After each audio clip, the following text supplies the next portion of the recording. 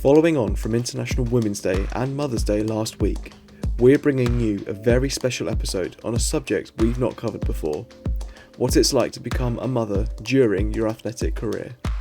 To help us on this journey, I was delighted to speak to longtime friend of the podcast and GB trampolinist Laura Gallagher, alongside England and GB hockey player Jo Pinner. Both have given birth to their first child in the last 14 months and are now on their way back to the top of their sports. Across this episode, we cover a huge variety of topics, from planning when to have a child during your career, to the physical toll pregnancy, giving birth and raising a newborn takes on the body, taking inspiration from other athlete mums, how to balance training and childcare, the very non-linear process of returning to sports, having to essentially start again, and so much more. Laura and Jo talk incredibly openly about their experiences, providing a richly detailed insight into a topic that is still in its infancy in terms of understanding. For context, the UK sport maternity policy was only introduced in the last year, and they are both in a very small pool of female athletes who have chosen to become parents and then return to activity. I really hope you enjoy listening to and learning from these athletes as much as I did, because this is a very special podcast. So welcome listeners to SportSpiel, another episode in this series, and once again we are breaking new ground by discussing a completely new topic on the podcast, and being completely honest, something entirely new for me as well. And I'm delighted to welcome longtime friend of the show, Laura Gallagher, and someone I used to work very closely with in the world of hockey, Jo Pinner, to the podcast. And today we are discussing being an athlete mother, which is, again, like I mentioned, something we've not discussed before. So firstly, thank you both for joining us, and I'm really excited to hear what you've got to say and to learn, essentially. So thank you for joining us. Thanks for having me. Yeah, thanks for having us on. So first question, I'll keep it nice and generic. For both of you, it's been a few months, if not a year or so now, since you had your children. How has it been, I guess, becoming parents? Yes, it's been 10 months now, which is cliche. Everyone says it flies by, but it really does. You literally take one day at a time, and it's all of a sudden bedtime and then morning, and then bedtime, then morning, and it just flies by. 10 months of being a mum, which is, I'm loving it, really, really enjoying it. I've got a really lovely little boy, Josh, who's so smiley. He's just so happy. He feeds well, he sleeps well. So we're really lucky as parents to have him as a little boy, and he's just started to crawl and things like that, so he's getting more and more interesting by the day, which is really good fun. But crawling comes at a cost as well. You now have to sort of really man mark him rather than leaving him on the floor. Yeah, really, really loving it. It's it is a privilege, as parents say. Makes my day. I just look forward to seeing him whenever I come home from training, things like that. So yeah, really, really nice part of the day. Yeah, totally. I feel exactly the same. It's been an absolute whirlwind year.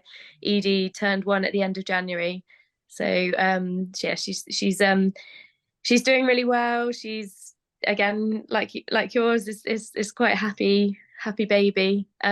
Luckily we've had no issues with feeding, but the sleep was definitely an issue for the first sort of, I think, particularly from months 4 to 10. That was pretty hard going, but she's definitely getting the hang of that now. And yeah, just loving it. And like you say, just look forward to seeing her in the morning. It's just such a lovely time to go into her room and see a little smile. It's lovely. And yeah, something that we sort of really wanted for a long time, and just really loving each day, as tiring as it is, to be honest. But yeah, just really enjoying it all. In the mornings, when you seeing their smiley faces, they can be an absolute terror in the night. Yeah. You just see the smiley face in the morning, like, oh, it's all right. Yeah. We've all forgotten that. Everyone's happy. And she puts her arms up now when you see her in the morning, and it's just so lovely. But yeah, it's definitely, the tiredness is something like on another level that I've not experienced or was sort of I wasn't really, I didn't know what to expect, if I'm honest, but yeah, I found definitely from 4 to 10 months that was hard, really hard. She up a lot in the night? She was, yeah. I don't know, I think because yeah, I was breastfeeding up until I think she was 11 months when she just stopped. And yeah, and it was just, she would feed every week, and it was like 4, sometimes 5 times a night, quite often. And she would go down quite quickly, but you were just up. A good night would be like maybe 2 wake ups. But I thought she was quite a good newborn, but it turns out that she probably was on the lesser side on the sleep. And she didn't really like napping either. She's still a little bit like that now. Although her naps are sort of a bit more compressed and a bit longer, just more often than not once at the moment. So, but yeah, so she's going into that transition into one nap instead of 2 a day, I think. Yeah. But yeah, so the sleep was not that easy for us. I do envy everyone that says their sleep through the night. Yeah, and I'm going to break it to you. I'm one of those people. You have to be careful who you say it to. We were so lucky. No, Josh. No, because I'm sure there'll be something else that's different challenges for everyone, isn't it? True. But I think that was the thing I found the hardest, most like physically, not so much mentally, because I actually found it focused me a lot easier, because I knew I didn't have any space to think about anything other than what I needed to do when I did go to training. But physically, I definitely found that, I think the lack of sleep really affected me physically. And I really struggled with training. Like if you had a really, really rough night, or if it built up, would you alter your training? Or I would sometimes change the time of my training. And yeah, I would sort of, as long as I covered a certain amount of sessions each week, that was the aim. So a couple of strength sessions, and as long as I covered all of those, then I didn't mind when I sort of did them, as long as I tried to get them. But most of the time I just carried on. But I think some of the time I should have probably taken rest over the training, for sure. Yeah, because I don't think I was getting the best out of either. So yeah, it's the recovery definitely was affected for sure. It's a lot better now, but yeah, I'd say it's still, that's the biggest adjustment, I think. We've been fortunate. So I breastfed for I think about 4.5 months, and then I sort of weaned him off and switched to formula. To help me, sort of the toll on my body, because breastfeeding takes so much out of you. I think someone said something like 850 calories a day just from breastfeeding alone it can take. Which sportswomen, that on top of the output we training, put in training, is just so much. So yeah, the stopping breastfeeding I think helped my body physically. And Josh has just been a good sleeper. So I mean, some nights he'd have 13 hours straight, which is bonkers. But sort of from about 6 months onwards, he was sort of sleeping through. And to the point where if he woke up once, it would almost be a shock to the system, because we think, whoa, what's happening? Is this a regression? And we started thinking things like that. So that definitely helped. We tried with my training and things. We tried everything. We did. Yeah, we did introduce just before she went to bed. I think this was around 9 months, I think. We introduced just like a formula feed just before bed, just the last feed. And that it didn't really make a difference. It was just because the idea that she's like fuller. Yeah, but she'd take it down, and luckily we haven't had, like, I've got friends that have struggled to get a bottle, like get them to take a bottle. And obviously with work or training or whatever, I wanted to try, and so their advice was to try and get her on like taking a bottle earlier, and she's been fine with that, all of that, luckily. It was just the sleep, but yeah, like I said, it has calmed down. But it's funny, the first time she did sleep till, I think she slept through until 6 o'clock in the morning once, and we were away, it was at the end of November, and I wake up at 3 thinking, what's happening? Is something wrong? Because it was so so strange. And I was just lying there awake thinking, something wrong, don't go into her room, just, you know, she's asleep. So I was just lying there awake until it got to like 6 o'clock, and then and I felt even more tired because I just stayed awake the whole time worrying, but I was resisting the urge to go in and just check on her because I didn't want to wake her just in case. But also, you must have felt engorged if you're used to feeding at that time of night as well. yeah yeah it was it was all of it. Yeah, it's been a crazy year. Lots of changes, but yeah, did you used to snack in the middle of the night when you breastfed? No, I was a bit rubbish on that front. I didn't find. Yeah, my friends always said to have like some crackers or something, or something by the bed ready, but I didn't really ever feel the need. And maybe that was probably why I did struggle so much physically. I think I said in that group that I think that's something that I was a bit slow to prioritize, is the nutritional side of it. And to get support with that as well at the beginning, because I didn't necessarily feel hungry or anything. And I just pushed my own needs way down the list. So the mornings when you're adjusting to the new lifestyle, I think it could get to like 10 o'clock and you've been up for like 5 hours or whatever, and I'd like, actually haven't had breakfast yet, I need to have breakfast, which is nuts and crazy to think about, but that is, at the time, that's just what I was trying to sort everyone else out and didn't really think about myself. Yeah, but it's definitely a good tip for me, because as soon as someone said that, I thought, oh, what a great idea. And I just had loads of cereal bars by the bed. So when I was breastfeeding, whatever, definitely 1, 2, 3 o'clock in the morning, I'd just be sat there munching on a cereal bar. Which definitely helped me keep going, because I was just so hungry by the time I was awake. Baby's then asleep, you fed them. And I'm like, great, I need to eat now.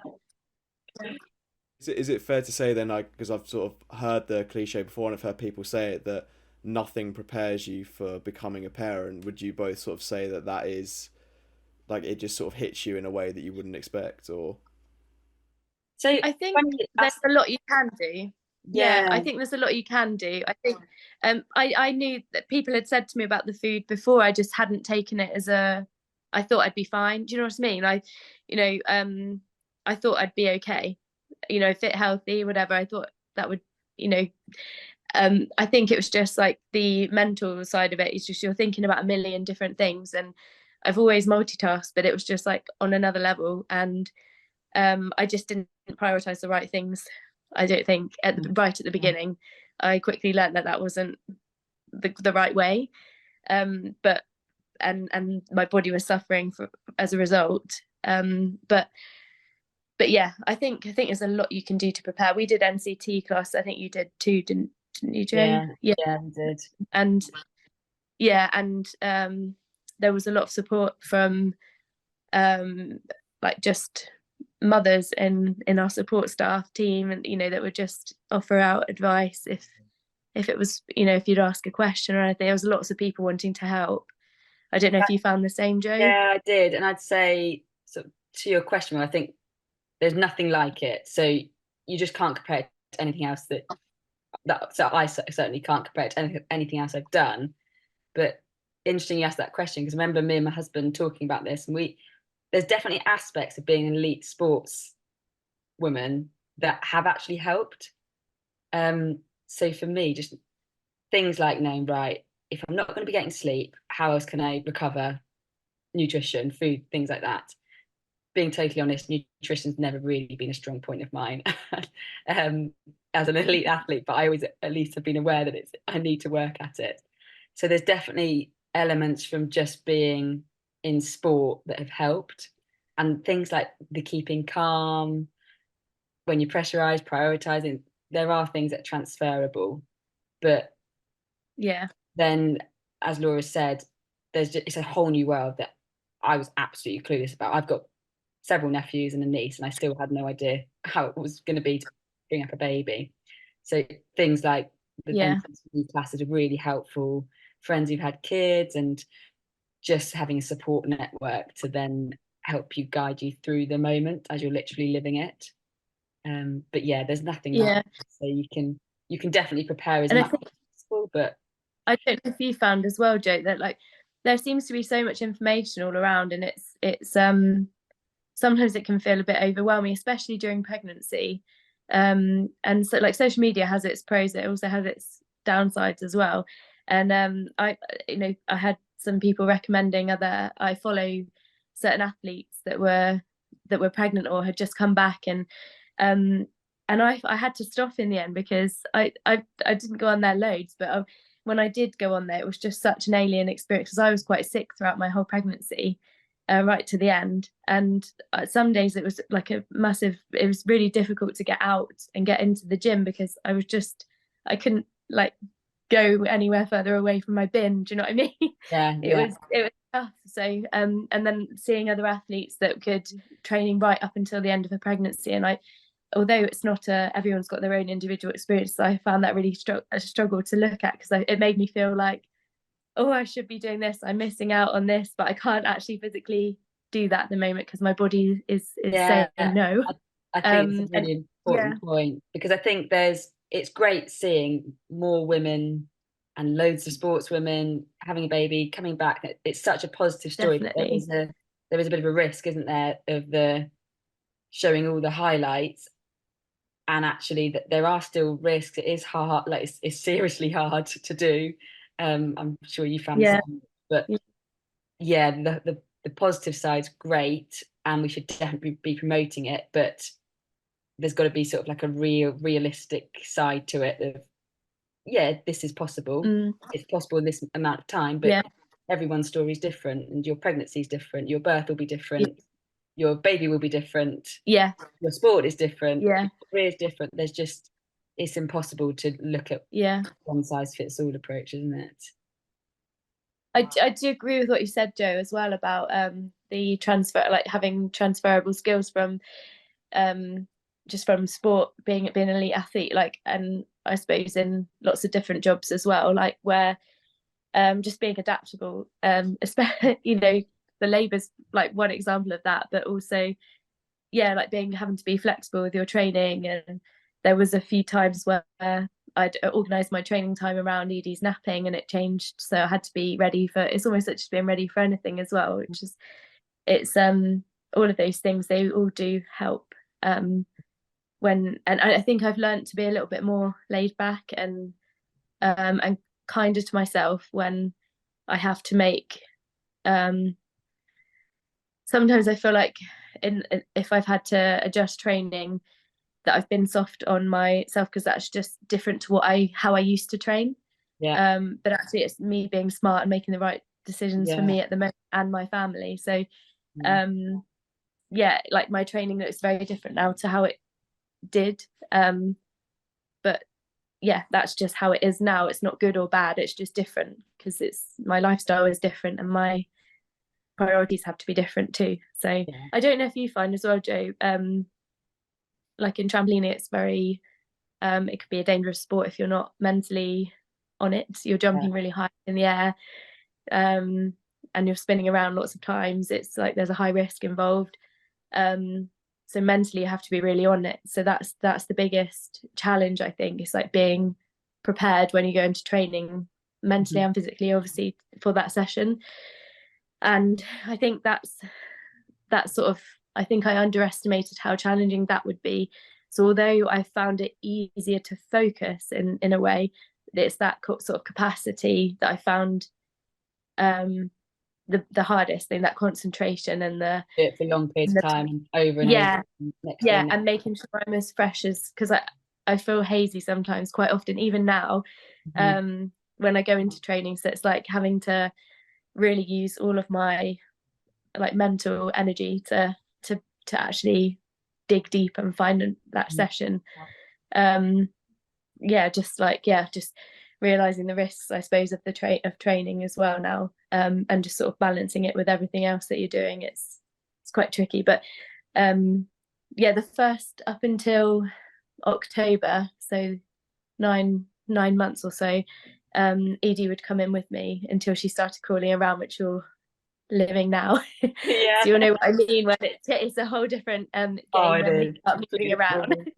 Well, up until then she was quite quite stationary. sort of, I would say easy, but yeah, it was a lot more. And then I realized I couldn't bring her into training anymore with me, so yeah, that kind of and it naturally sort of fell with her Took her to training. refusing the booth.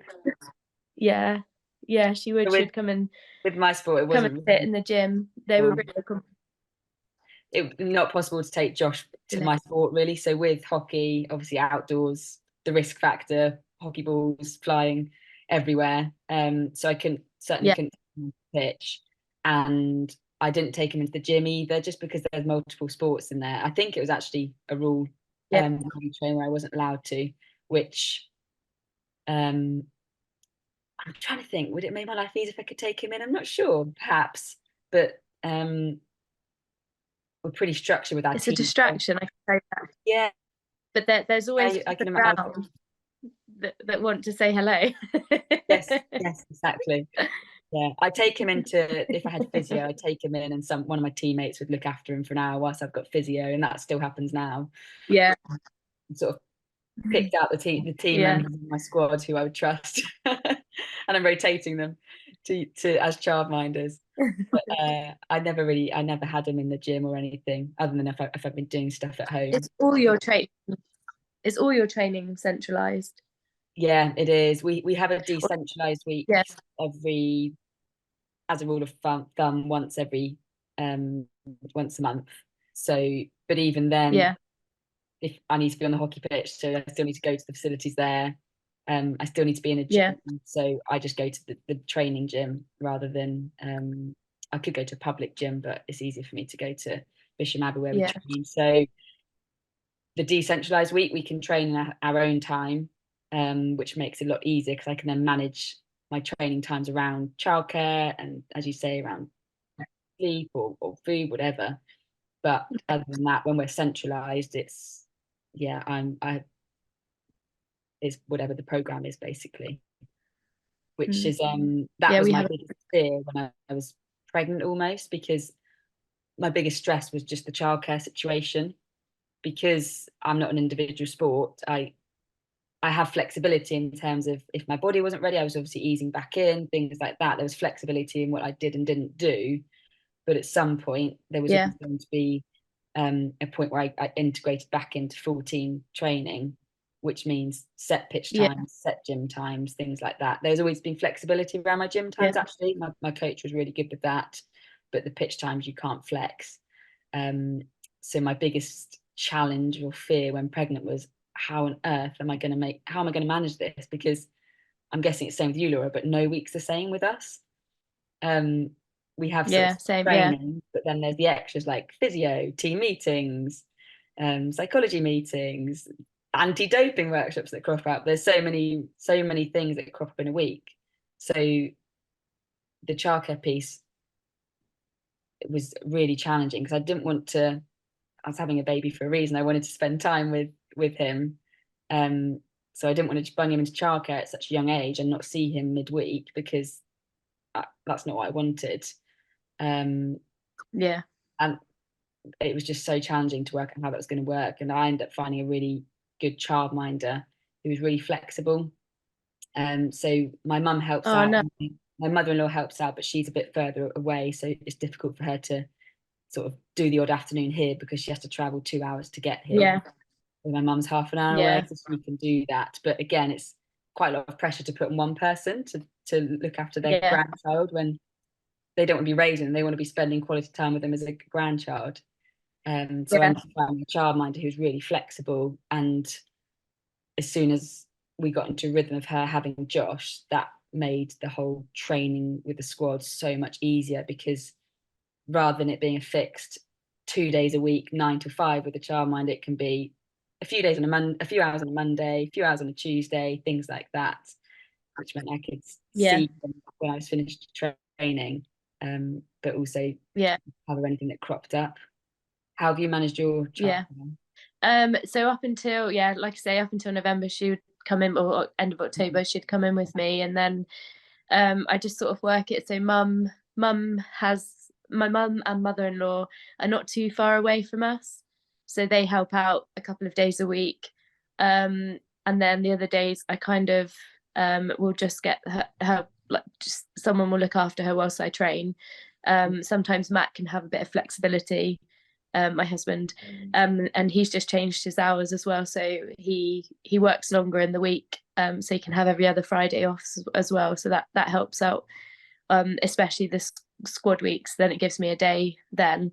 But yeah, it's just figuring it out. And then for me, because I'm not centralized, I'm sort of split my time between club environment and squad training at Lilleshall. She is allowed to come up with me. They've been really accommodating. And when I'm at Lilleshall, it's normally friends and teammates that look after Edie when I during the training sessions, and then I'll have her around there, which actually has made Lilleshall's quite quiet, which is nice. I used to train there as a junior stuff. I was always it's at Lilleshall, so I know the place well. Yeah, so it's quite nice having her there and having some time. But now before Worlds, Matt would come up because I was still feeding as well. He came up because he was home based at that point, so he could work from anywhere. So he would come up with me for the pre-Worlds training camps, which there were 3 weeks of those. So he came up for 2 of them, and then had her at home for the one in between, shared with my mother and mother-in-law.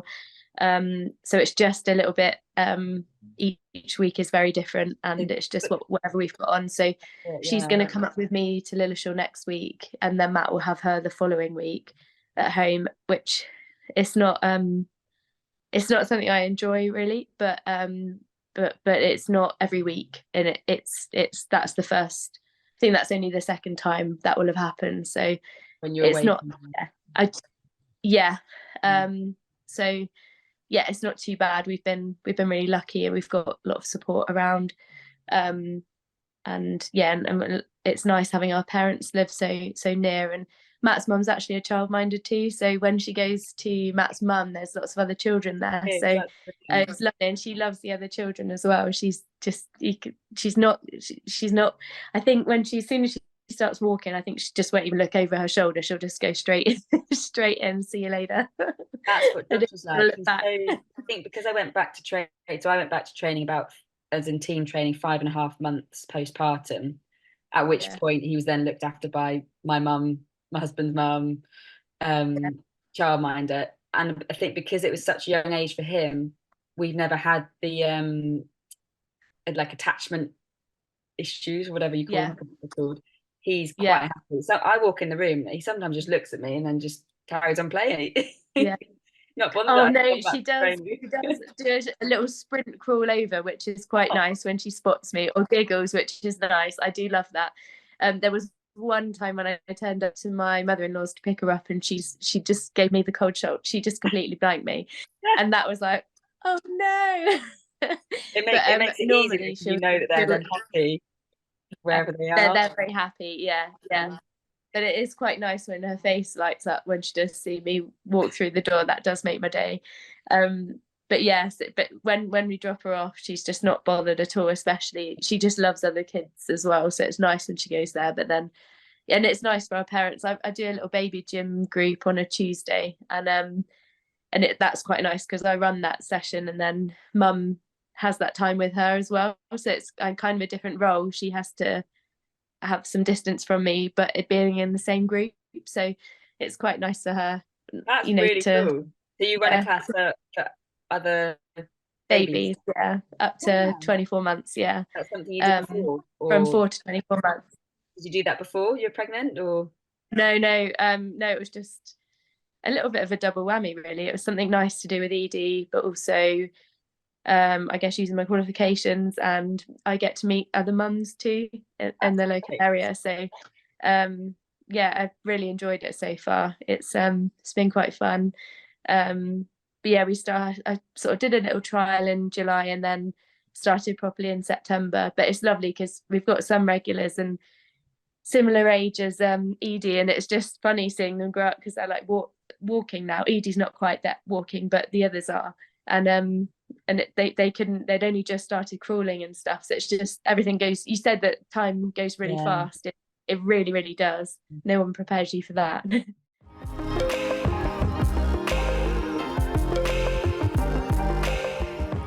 Make sure you follow SportSpiel on social media. Search for SportSpiel Pod on Facebook, Twitter, Instagram, or on LinkedIn.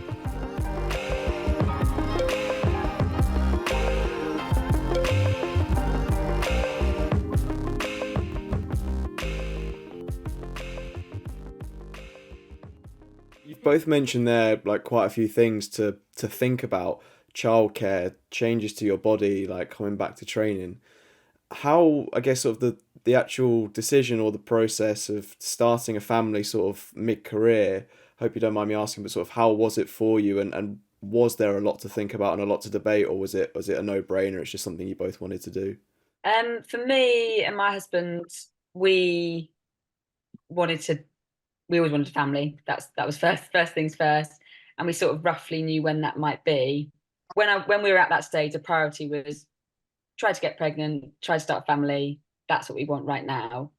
You never know if that will happen, how long, if it does happen, how long it might take, how you'll feel when you're pregnant, how you'll feel when you've had the baby.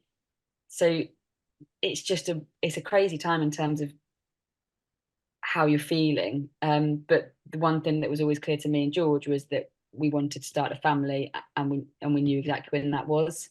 And for me, it was after the summer of the Commonwealth Games, I'm trying to remember years now, which was 2022.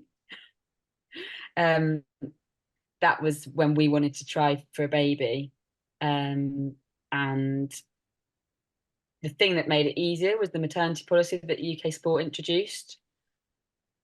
That meant that there was no longer the decision of, right, do I need to retire to start a family, or do I need to delay starting a family to play hockey for longer? The maternity policy meant that actually you could kind of do both. Obviously, it's not that simple. When you're pregnant, you can't compete, and there's a long period coming back, and there's the uncertainties and unknowns there. But the policy did at least take that stress away of perhaps losing your funding spot. So yeah, for us, it was always the time when we wanted to start. We just went for it, really. Yeah, I guess, yeah, just you just don't know how long things take and if it will happen. And I think that's the biggest thing that I probably learned. For us, I didn't actually know about the pregnancy policy. I don't think it had come out when we first started trying for a family. I always knew that I wanted to be a mum. That's just something I've always wanted to be, and just never know when the time's sort of right. But it definitely, I think, in the lead up to Tokyo, that felt quite intense. I was away from home, training up at Lilleshall during the week, most, like, every week pretty much, and I just didn't want to put my family life on hold, and I didn't, that I just had to make that switch a little bit, because I felt that had been almost second. I've always tried to prioritize both, obviously, and put everything into both, but it felt like I needed a bit more of my family time, and I didn't want to put my personal life on hold anymore. And then the pregnancy policy, by the time we did fall pregnant, was out, so that made, because before then I didn't know because you don't know how long these things take, I just continued to train. But after Tokyo, I ended up having shoulder surgery on a rotator cuff repair. I'd ruptured my rotator cuff tendon. So whilst they were sorting all of that out, we were that was when we were sort of deciding on trying for a family. And then so it's just, I think there comes a time in your career, in your life, where you just know that it's the right time, and you're not willing to put things have to come first, Exactly. And it's not always an easy decision. It doesn't mean that you care any less about one thing. It's just that's just what you need to do at that moment. And I think life's too short to keep putting things on hold as well. But so, like Jo said, the policy has definitely made a difference. And I don't know about you, Jo, but I felt really supported all the way through my pregnancy journey, and since becoming a mum too. And I felt quite connected with other athletes and inspired by their journeys, even though we've already discussed everyone's so individual, each sport has completely different needs. And for me, I can only train in a certain place. I can't just go out and train in my local park, for example. I have to be in a certain place, and I have to be in a certain frame of mind, and and I have to have a certain type of equipment.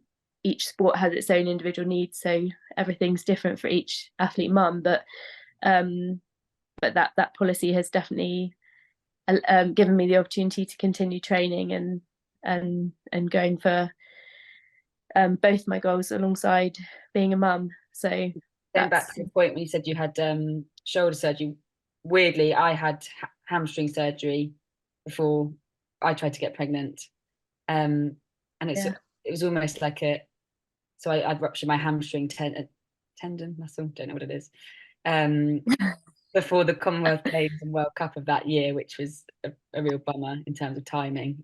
It was the worst timing possible, but it was almost like everything happens for a reason type moment, sort of like, right, this is my body's telling me rest, maybe reevaluate. And it was from that moment I was like, right, do you know what, if I didn't try for family now, I could get 2 years down the line, I might get injured again, and not make the team for the Olympics. I might not be good enough to make the team for the Olympics.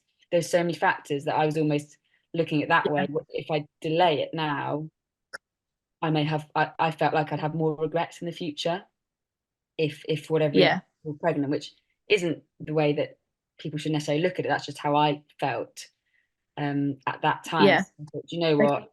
I know that being pregnant and having a baby is going to impact my hockey career, because I'd be lying if I said it didn't. It has impacted it, but for me, that's what I wanted most at that time. And now I'm in a position where I'm trying to make them both work. I mean, from the way that you're both, the way that just sort of watching on the Zoom, the way your faces light up when you're sharing your stories and talking about your children, obviously both of you have done the right thing. You both seem so happy, and it's wonderful to see. And you mentioned there the support, and you mentioned the UK sport policy, but how good of your coaches, your teammates, UK Sport being with you and helping you throughout the process, not just during the pregnancy, but then also coming back into your sports as well. So teammates were so supportive. I still remember telling my team when I was pregnant, and just the squeals in the room were it was so sweet. Everyone was so happy. I think some people had an inkling, certainly the older people in the team. They wondered why my rehab was taking so long for my hamstring and why I was so happy that I wasn't on the pitch. So they had guessed before I told them. Teammates are so happy, and as were all the coaching staff, support staff at England, Great Britain hockey. So that was brilliant. And in terms of the return, again, really supportive. It certainly feels like a very hot area right now. There's lots of Olympians and Paralympians who are having babies and returning to their sports at the moment. So it's a really hot place to be, and people are really interested to help. The big thing I've noticed is people's willingness to want to help me. We haven't got everything right, and there would definitely be learnings from certainly my return into the sport. So I've had a couple of injuries that perhaps would have been avoidable if we approached it differently. But that's partly driven by me, not just necessarily the staff. In terms of my goals, and I wanted to be back at this point. And athletes are like, when we want to do something, we want to do it. So it was always going to be this. That's been my experience too. And I look back now and I think there's things I would do differently, and perhaps wouldn't have rushed certain things, or I would have not tried to. Then you wouldn't know, would you? Exactly. I was just so desperate to play hockey, and I had sort of a rough goal in mind, and my body was kind of letting me do it, but it also wasn't letting me do it. But I just kept pushing it, and in hindsight, I would give another pregnant athlete returning to hockey slightly different advice to how I did it. But the willingness of people to support is really strong in hockey, particularly. yeah, I've got to echo that as well. I don't think I could have felt any more supported. I think though that in elite sport, I don't know if this has been your experience as well, but like I don't think there's such thing as a personal life as such. It's difficult to keep things. The things obviously don't always pan out, and that's difficult to keep that under wraps as well. So it's if you didn't want to share that you were trying for a family or anything, it's quite challenging to do that. And if you're at school, for our sport, there's not. I mean, there's not really any research in our sport as to when to stop jumping. I think it was the risk of falling rather than the actual impact that was the highest risk factor. So I was advised to stop jumping when I found out I was pregnant at 5 weeks, and then obviously I didn't really want to share that until I was a bit more comfortable that I was in a bit more of a bit more confident that my pregnancy was healthy and everything. So that was probably the biggest thing that I found tricky at the beginning. How did you hide that then?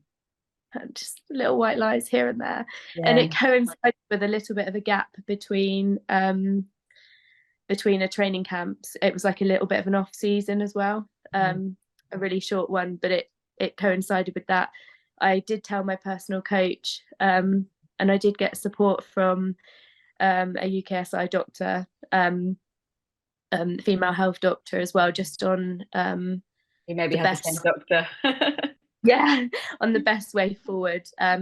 She had actually run a workshop with us, so I'd met her previously, and I just wanted some advice that I knew was separate from completely separate from my team, if that makes sense. So it was just although it was shared after, I knew I could just ask for some advice, but without outside of my team, just to start with, but from someone that knew sport and knew what my situation was, if that makes sense.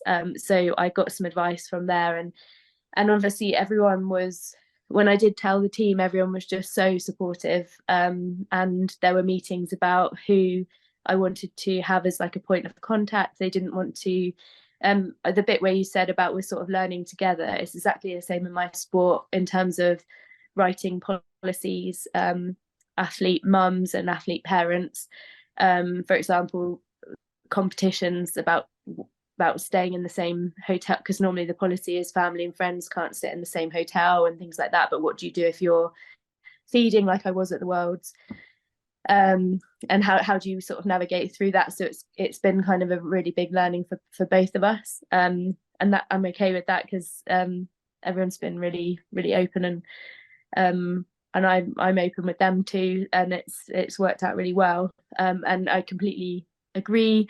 If I had someone could give some advice to someone going through it next time, I would definitely not give them the same advice as what I followed for myself. And that didn't come from anyone else. That was completely my fault, driven by me. It's just similar to me, like driven by me. Yeah, it's not trying to do anything silly. Yeah, not trying to do anything silly, but just thinking I'd be okay to do certain things, and pushing it just a little bit too hard and not giving myself enough. I think given the lack of sleep and lack of recovery, I underestimated. I think that definitely showed how important those two things are in elite training, in elite sport, sorry. But yeah, so it's a really good question, but I think they're probably the biggest things. But yeah, have felt really supported from everywhere, and like you say, it seems, I think there's been quite a few, we've been asked to take part in a few questionnaires and surveys and studies, that they're sort of looking at our experiences as athlete mums in this new era, so that they can put together a bigger sort of advisory pack, I suppose, for future athlete mums. So that's nice to be part of that group, and just really cool that there's so much time and effort invested in supporting us, I suppose. I completely agree with that. Similar to you, when you mentioned the doctor was the first person I told, I think, when I was 4 weeks pregnant, because the thing I was most concerned about was safety of Yeah, same. baby and of me, and how do I don't want to do anything that could harm that. So that was the first person I told as soon as I knew, just to make sure I was training safely, because I had no idea what was safe. And generally they say if you've been doing it before, you can continue training.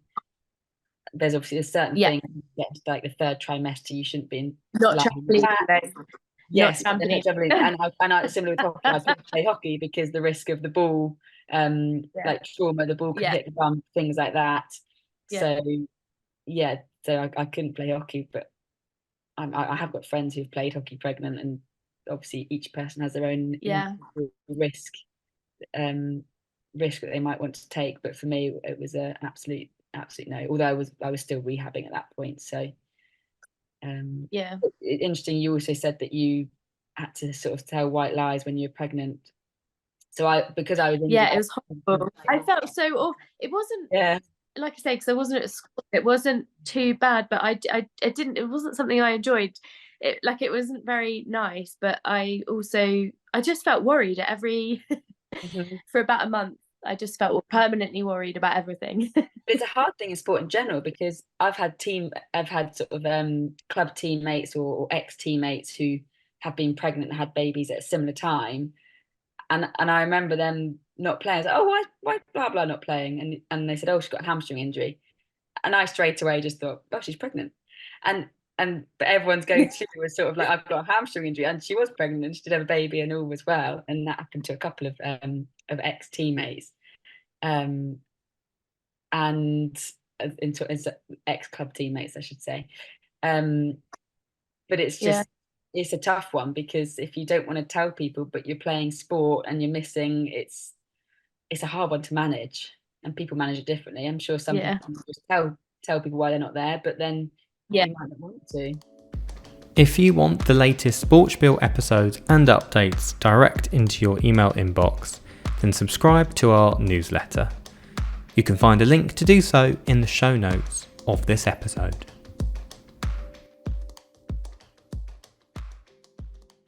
Because you sort of mentioned there that there have been a few instances of athletes who have become pregnant during their careers and come back. I'm thinking of Jess Ennis-Hill and Laura Kenny as sort of two of the bigger named examples, but it's still a very unknown thing, certainly in this country.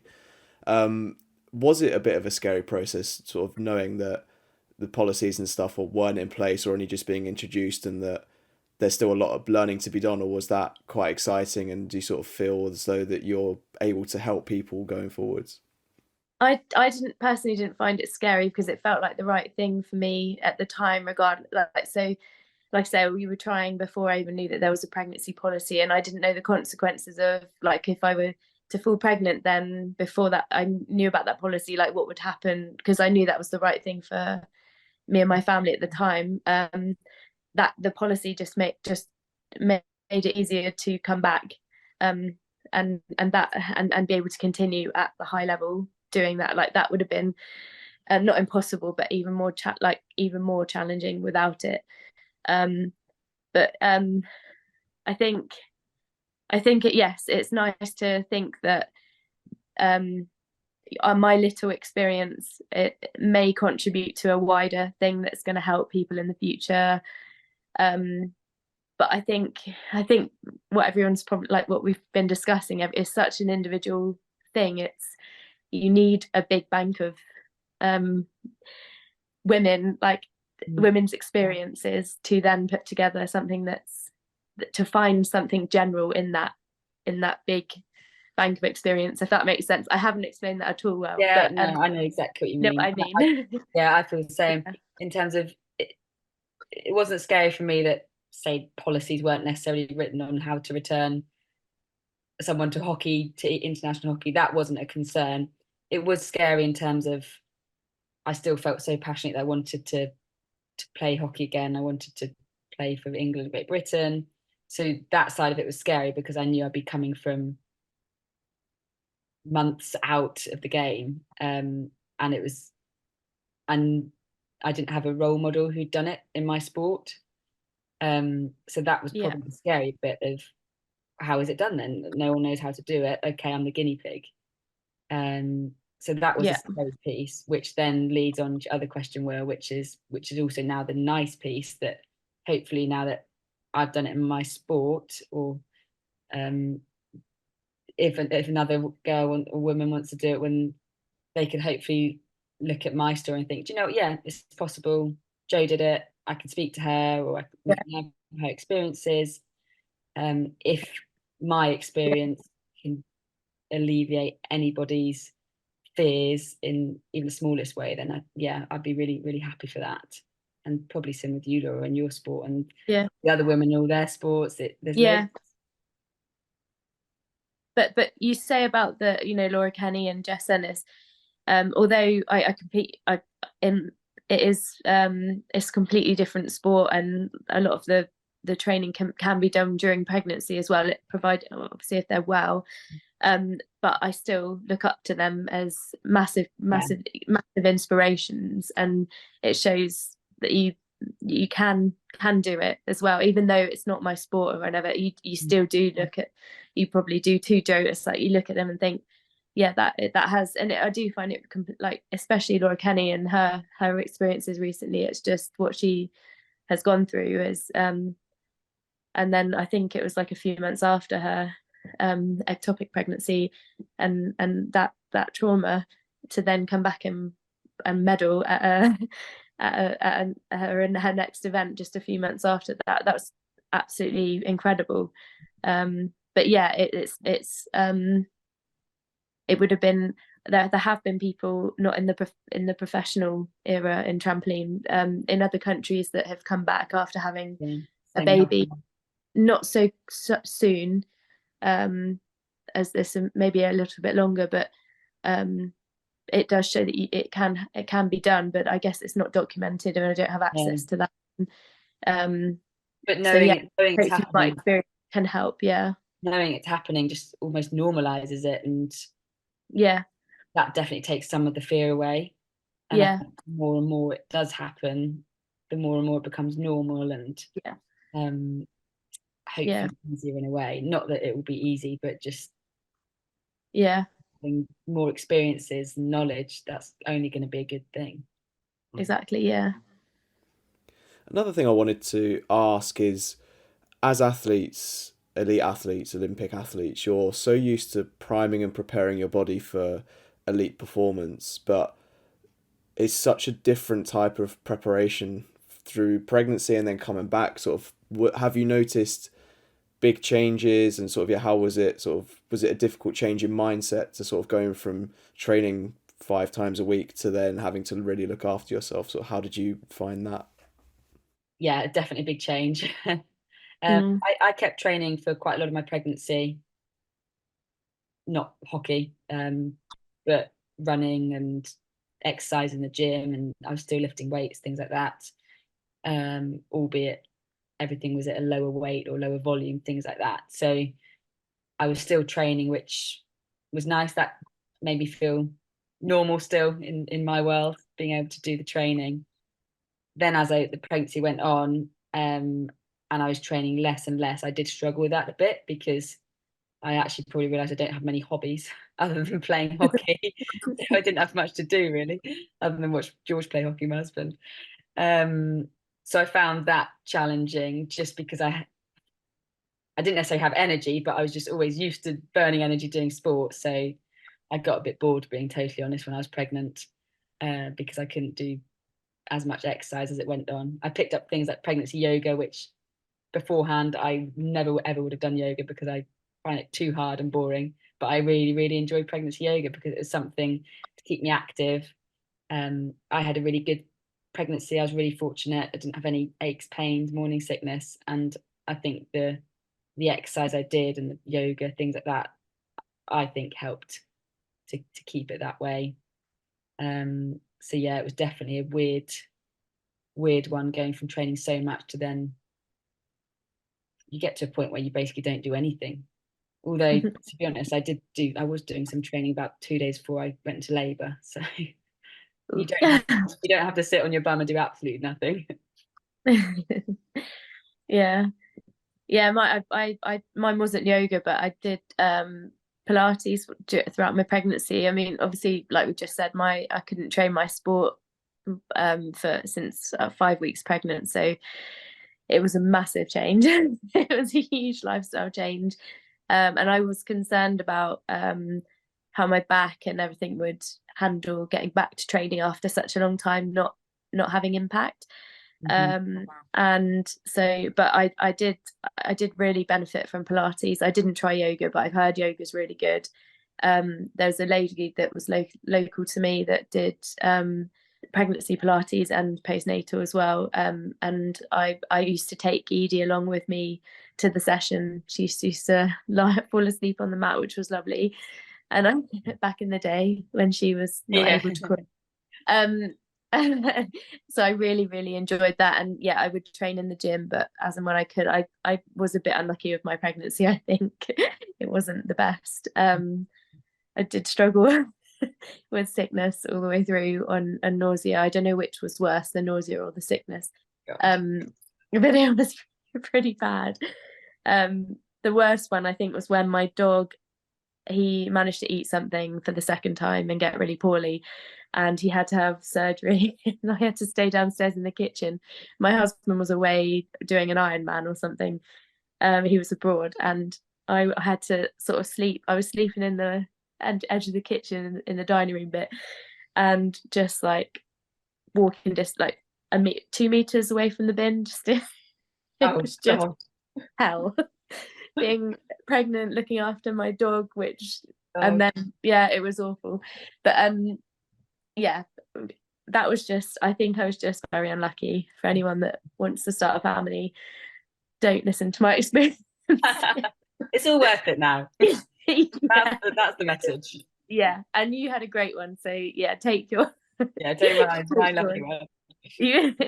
And then I think the other thing is, I don't know if you had the same feeling as well, Jo, but was just the normal anxieties I think that every expecting mum gets around the nature of of giving birth, I suppose, and then how that recovery looks, because I obviously knew it wouldn't be easy, but I think it was another thing I underestimated how tough that would be. I ended up having a C-section, and that wasn't planned. But the recovery for that was a lot. Like, I hadn't anticipated any of that, and you don't. Again, it goes to those transferable skills, kind of adapt to anything. And as soon as I was able to start exercising again, I think at week 7, I'd just been signed off by the doctor at week 6. I went back to Pilates just because I thought that might help to encourage the process, but the recovery process. But yeah, that was definitely tricky. And like we've just said, everyone's individual experience, C-section or not, it's that recovery. You can't fast track that. That has to be the bit where it takes time, and to be patient with it, I would definitely say. That's one thing I struggled when I was pregnant, because what I wanted was someone to give me a timeline of, right, you have the baby at this point, you then do this, you then do this, you then do this, you're then playing international hockey on this date. And no one could give me that. Rightly, they couldn't give me it because we didn't know how the birth would be. We didn't know how I would feel, things like that. So we obviously had like a loose framework. We knew what steps we needed to tick off, but we didn't know at what times they would happen. And that's something I really did struggle with a bit, because I just wanted to know, when am I going to be back playing hockey? You just don't, you can't have that answer when you're pregnant until you've gone through the labor, you know what your birth was like, and then you go through the recovery of that, because it's a massive toll you put your body through for 9 months being pregnant, and then actually giving birth, whatever that might look like. And you really have to respect that and properly recover from that point onwards, because I think if you don't, and if you rush that side of it, it's really would be challenging to get back to exercise, let alone at an international level. So I'm now back in sort of full-time training, but it's been challenging to build the volume back up to what I'm used to doing, what I used to do. We sort of train I don't know how many times a week it is, but we train probably 4 or 5 hockey sessions in a week, plus a match, plus 2 gym sessions, plus speed session, which for me was normal before. Coming back after having a baby, it's been difficult to achieve that in 1 week, let alone do that week after week. So it's something. Are there any aspects of your training that you found are better now? Definitely got more perspective. I had quite a bit of perspective beforehand, but I know that when I leave training, I'm going back to my family and my little boy, and I know he'll be there smiling, and so that side of it's definitely changed. So I can drive away from training and switch off really quickly. Before, if I'd had a bad training session, or let's say I'd had I hadn't been selected for something, that's something I would mull over for longer, and it would probably affect me more than I like to think, like to say it would. Whereas now I've just got that real perspective of, I still want this, that's still just as important to me, but I'm not going to waste my energy on that now. I'm going to now focus on my family at home. So that side of it's changed. I don't think anything else has changed really other than that. I feel like I'm slowly slotting back into what it was like before. How about you? Yeah, similar. I definitely perspective, and that's something that I had a bit of a wake-up call a few years ago anyway, but I guess I not being such a perfect, like not with the preparation before training, sometimes just accepting quicker that where I am at in that day. So like being a bit more flexible with my preparation, because you have to be. So those routines that you have before your preparation, I think that on a smaller scale that I do the same things, like the same warm-ups and things like that, but on a bigger scale, the things that I'm doing before I get to training is different now. So just not being so like picky and whatever, like, do you know what I mean? Yeah, I do. We actually had fitness testing Monday last week, and I've never really been that phased by fitness testing anyway, but still, when it happens on the day, like, right, let's really gear up towards this. And then last Monday I was just there sitting giving Josh his breakfast, and I just didn't even give it a thought, because you can't when you're looking after a baby. Which is really refreshing. So again, I'm not wasting energy on things that I don't need to be. I think the phrase is just getting on with it, and that's something not faff about with. So what will be. You have to kind of get on with it a bit more. That's definitely. I'm definitely, one thing that has changed, and I don't know if it's because I had a baby or just because of getting older, I'm much more diligent with my prep. I have to prep for longer beforehand, just almost do a bit of stretching, a bit of mobility, and just rock up on the hockey pitch and be fine. I can't do that anymore. I have to really make sure I'm prepared on doing Pilates, everything that I think my warm-up was so long before I had ED that it couldn't be any longer now. I've been doing that for a little while. I just because I suppose I am older in my sport as well. It's that's I can't think of anything that I feel that I'm better at. I think I've definitely found it challenging having to almost start again, and like that sort of feeling, especially when I train in club and seeing all the younger trampolinists sort of look to me as someone that went to the Olympics. Probably doesn't look at that level at the moment, but some bits maybe, but it feels like that. That's, I say embarrassed, but I don't know how else to, what other word to use it. What you mean. I remember it's not embarrassed. It is embarrassed, but it's not like it's just that feeling where I'm not where I was.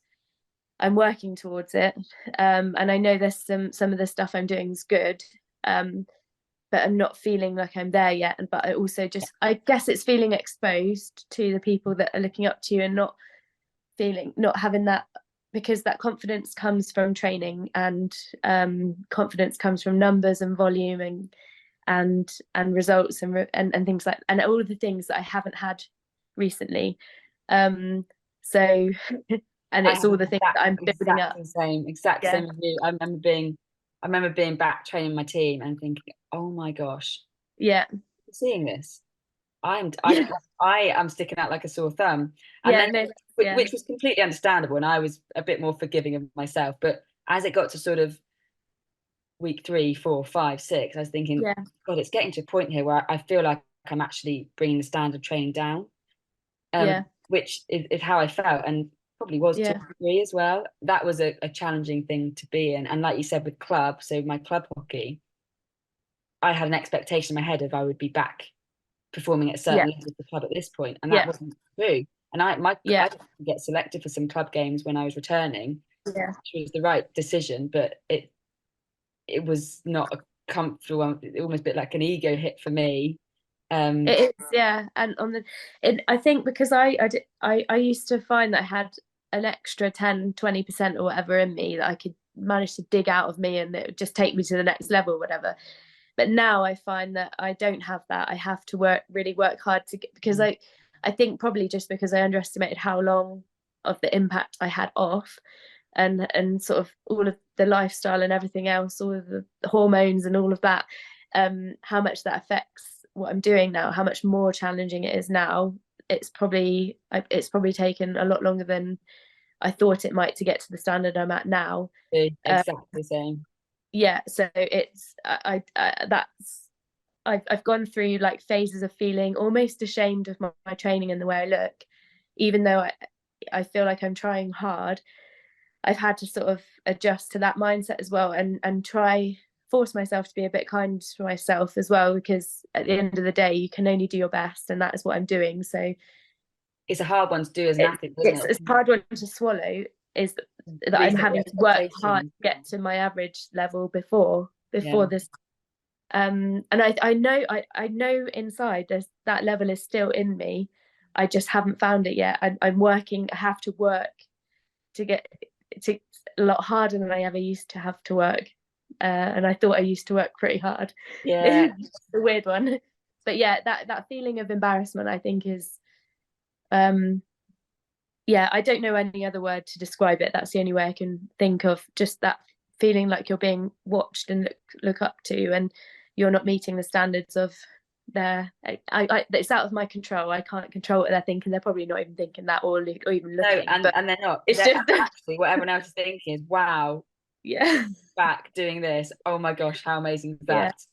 Yeah. But we're thinking, God, I'm not quite where I want to be. Yeah, I feel so exposed. Yeah. It's funny. Yeah, I'm glad I'm not the only one with that. No, I haven't been able to really explain that one in very well before. Yeah, I know exactly what you mean. I'm not sure, Will, if you got that, but maybe it makes some sense. I mean, you've been talking about perspective and stuff, just listening. It's given me a little bit of perspective on the struggles I'm having in my own sport at the moment, so I'm definitely learning from this. I could sit here listening to you all night, but I'm aware of the time and the fact that you are still both fairly new mothers. So my last question is, I guess, sort of, what have been the biggest learnings from the whole process, either about yourself or just about becoming a parent? Sort of what have been the big takeaways and the highlights as well? Wow, God, that's not a short question, is it? No. God. I think you said it already, Jo, with the perspective. I think, yeah, nothing else really does. Everything else seems sort of trivial in comparison to, yeah, the bringing up a little person. It's I think it's nothing else matters as much, and I think it's a feeling I've never had before becoming a mother. And you have to look after yourself even more because you're looking after someone else. And all the other, there's so many other skills. It's hard to pick out the biggest learning for sure. Yeah, I think one thing I've learned, which probably has amazed my entire family, because when I told my entire family I was pregnant, I'm not the most maternal of people. To give you a bit of a prelude to where this is going. So when I told lots of friends and family I was pregnant, they were obviously very happy, but thought, I don't know how Jo's going to be as a mother. And yeah, one thing I've learned is that I'm a good mum. I've got a happy boy, and I think I accepted quite early on that because of my decisions, I wanted to go back to hockey. I knew that I wouldn't be spending every minute of every day with Josh, and I sort of was okay with that quite early on. I think some mums, and certainly some of my mum friends, beat themselves up about things like that and feel bad and feel guilty. You hear the word mum guilt a lot. I haven't actually had that because I don't know what, I've just almost, I feel like I'm doing a good job. I know I'm doing the best job that I can. You can only give what you can give. I think you've said it in this podcast, in fact, Laura, in terms of to the sport, you can only give what you can only give, but it's the same as being a mum. You can only give what you can give. So I've definitely learned that yeah, I'm probably a better mum than I and others thought I would be.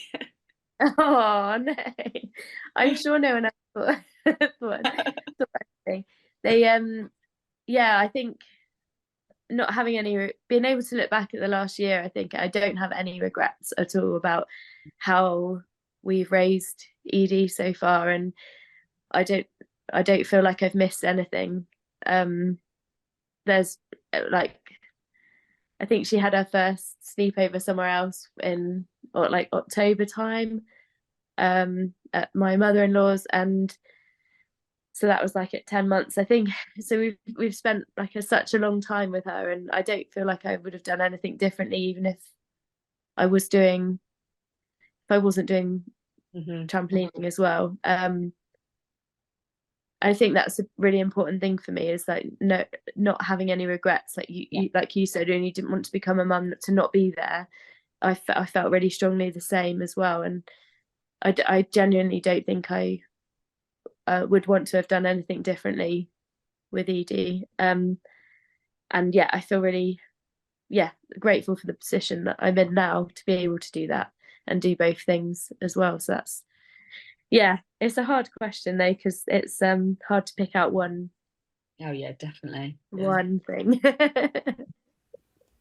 I mean, I'm hoping all the listeners will say the same. I've loved this podcast. I've loved listening to the two of you. And like I said, it's the way your faces light up and the joy with which you tell a lot of your stories about how your children are doing. So thank you very much for your time and for being so open and honest. And I'm very excited to see sort of what happens for both of you, both athletically and also just as being parents as well. I think your children are very lucky and are going to have a lot of fun with you two as mums. I can't wait to send Josh to Laura's gymnastics classes. Yeah, come along. You'll have to him up. You'll have to come and visit.